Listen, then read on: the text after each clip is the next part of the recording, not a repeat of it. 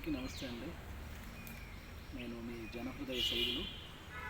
ముఖ్యంగా ఈరోజు రామోజీరావు గారు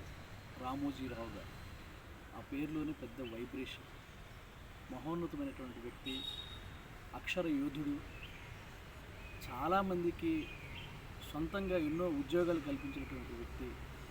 ఆయన పెదపారుపూడి అనే గ్రామంలో జన్మించి గుడివాడ దగ్గరలో ఉన్నటువంటి ఒక మారుమూల పల్లె గ్రామంలో ప్రపంచ స్థాయిలో ఒక గుర్తింపు తెచ్చుకున్నటువంటి మహోన్నతమైనటువంటి వ్యక్తి. ఆయన ఈ స్థాయికి రావడానికి ఎన్ని కష్టాలు పడ్డాడో ఆయన జీవితం మనకి ఆదర్శంగా నిలుస్తుంది. ఇప్పుడు ఉన్నటువంటి యువతరానికి కానీ రాబోయే తరాలకు కానీ ఆయన చేసిన సేవలు కానీ ఆయన యొక్క జీవితం కానీ ప్రతి ఒక్కటి కూడా ఆదర్శంగా ఉంటుందనేది నా అభిప్రాయము. ఆ మహానుభావుడితో ఇప్పుడు నేను నెమరేసుకోవడానికి కారణం, ఆయన 1994లో ఉషా కిరణ్ మూవీస్లో కిల్లర్ అనే సినిమా షూటింగ్ చేస్తున్నప్పుడు నేను ఉషా కిరణ్ మూవీస్కి హైదరాబాద్కి వచ్చి ఒకసారి అక్కడ విజిట్ చేయడం జరిగింది. అప్పుడు చూశాను ఉషా కిరణ్ మూవీస్ అంటే ఆయన చేసేటువంటి విధానం కానీ. ఆ తర్వాత 1995లో అక్టోబరు ఆ నెలలో సారథి స్టూడియోలో కౌంట్ అనేటువంటి ఈటీవీ సీరియల్ ఒకటి కౌంట్ డౌన్ గేమ్ కార్యక్రమంలో నేను పాల్గొనడం జరిగింది.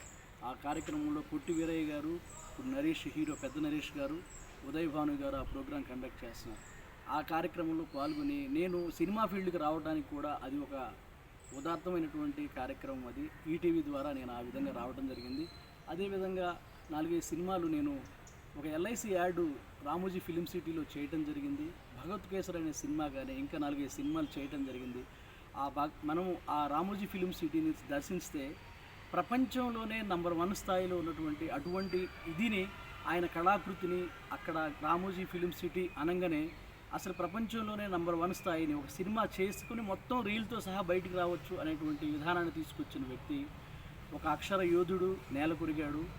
కానీ ఆయన చేసిన మంచి జ్ఞాపకాలు కానీ ప్రతి ఒక్కళ్ళ హృదయాల్లో ఈ స్థాయికి ఆయన రావాలి అంటే ఎన్ని కష్టాలు పడితేనో, అంటే ఒక చిన్న వ్యాపారం కాదు, పెద్ద వ్యాపారం కాదు, ప్రతి ఒక్క దాంట్లో ఆయన స్పృశించి ఆయన కష్టాన్ని కష్టే ఫలించి ఆయన చేసిన కృషి, పట్టుదల ప్రతి ఒక్కరికి ఆదర్శంగా ఉంటుందని చెప్పేసి నేను భావిస్తూ మీ అందరికీ ఆయనకి నా హృదయపూర్వకమైనటువంటి అశ్రు నివాళిని అర్పిస్తూ మీ జనహృదయ శైలి.